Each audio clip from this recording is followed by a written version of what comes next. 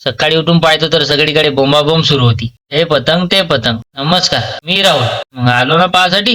आज आहे मकर संक्रांत. सगळेजण मस्त डीजेवर नाचू नाचू पतंग उडवत होते. आता तुम्ही म्हणत असाल तू काय करत आहे? मला थोडी पतंग उडवता येते. पतंग गाठली का मस्त नाचत, मग ते मोठे असो की लहान.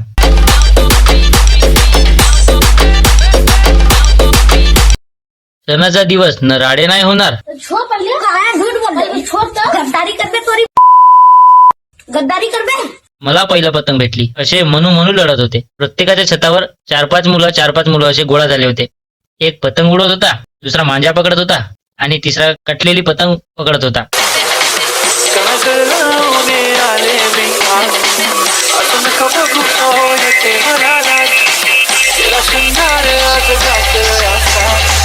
दिसते मी भारी जणू